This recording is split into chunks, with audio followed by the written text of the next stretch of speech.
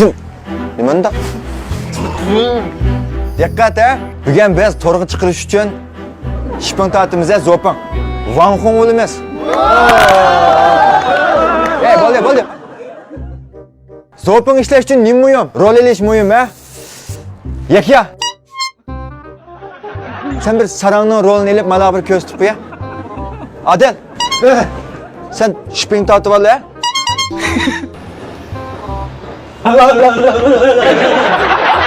Mana.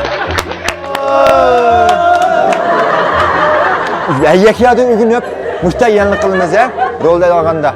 Bu xata bu. Bu xo'p olsa mening fikrim bor.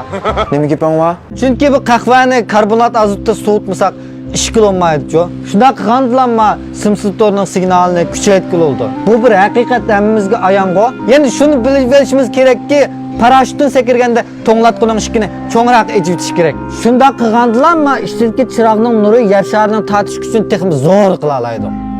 Endi mana bu nimishqa Newtonning almisining ishida mikrotipdagi qor o'nkirning borligining sababi bu. Uningdan boshqa shu Hasan Harrisning o'ynagan Kmosan usulini inchik kuzib baqqan bo'lsanglar va amaliyotda ularning shu kvant shifr orqali gul chang'irining GPS koordinatini maxfiylashtirayotganligini bayqaysizlar. Buningdan DVD apparatini mikro uchoqqa solganda vaqt to'niliga aylang'ili bo'ladiganligi mana men deb chiqib turdi. Ya'ni kelib nisbiylik nazariyasiga asoslanganda televiziyaning tizginlik orqali pay bozorining o'rlab tushishini kontrol qila olamiz. Buni nimishqa delfinlar suvda o'ynashganda shaxmat musobaqasining natijasi bilan kar yo'qligini to'liq isbotlab bera oladi. Shu u bo'lmadi uning.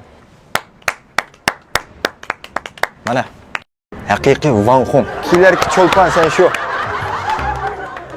Adil tatdingmi? Ikila ko'rli. Acha.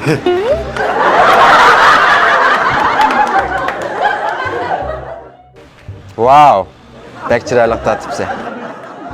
Mana. Sarang ishga o'rganki o'zim sarang. Bo'ldi ha? Hey.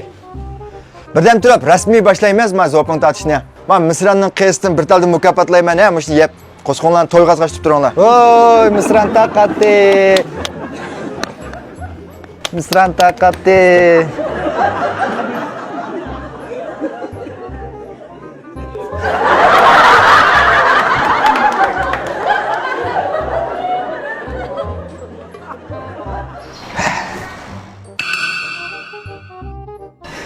Qara. Zadi baba mushlarning ichidan aqvashdan boshqasi baka. Anishlaydi. Misraning qiyrisda tatliq biletdi. Bilmaydigan döt ko'rdi.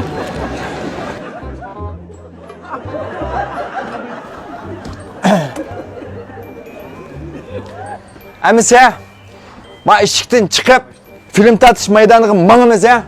Mengla. Ben çıkamam ben.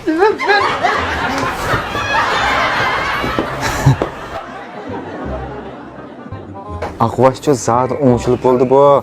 Bu bizni ahmoq etyapti menga barimiz endi. Döt ko'ylarkan. Echilmaydi o'shak. Qanday deysa? Va chiqishmanda tursa. Go'yla u ishga echilmaydi. Omanda yang'achilga ish ko'rilyapti. Bilinadi. Aning doğrusini 5'e silip 10'a silip veriyor tanıdım ha.